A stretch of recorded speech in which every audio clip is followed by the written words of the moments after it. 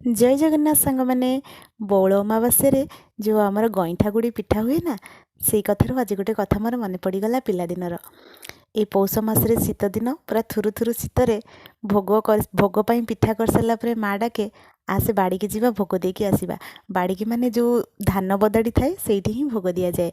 प्रथमे तो सकाळु बौल सब तोलिकी आनी था आंब बौल तापरे बापा एपटे ठाकुर घरे भोग दौरान माँ आम मानक नहीं बाड़ी की जाए माने कुटा बदाड़ी की सेठी जाकि गोबर आगे लिपि दिए तापरे झोटी पकाए तापरे गोटे कलश बसाए तापरे बौल दे पिठा को भोग दिए।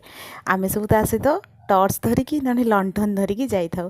सतरे से स्मृति गुड़ाक आज केवल मन ही पकड़ापी अच्छी आउ से दिन तो केवे फेरबनी ना से पिलादिनर स्मृति केते नियारा तो सतरे केबे भी भूली हेबनी से दिन गुड़ी को।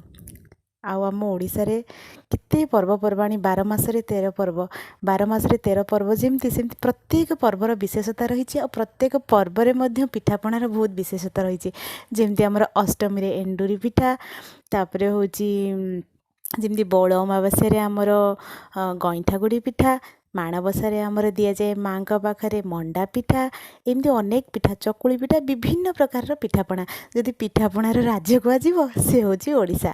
सतरे आम जिते आधुनिकतार दुहाई देले मध्य आधुनिकतार परिचय देले मध्य आम संस्कृति आम परंपरा होची आम निजस्व परिचय ताकू जदि आम छाड़ीदबा ना ताहले आमर सत्ता मध्य रहइबो नाही।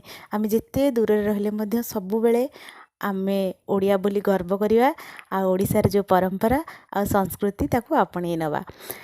देखंतु मो कथा कहवा सरीगला ता सहित मध्य माँगर पिठा करवा सरीगला। देखंतु पिठाटी केमती लागुची समस्त घर तो आज पिठा होइथिबो। ए वीडियोटा काली जेतु भोग थिला आज अमावास्या किंतु काली अपलोड कर पार नथली सेति आज अपलोड कर देली। जदि भल लागिथिबो तो लाइक करिवे। जय जगन्नाथ। आ जदि अधिक भल लागियो शेयर करिवे।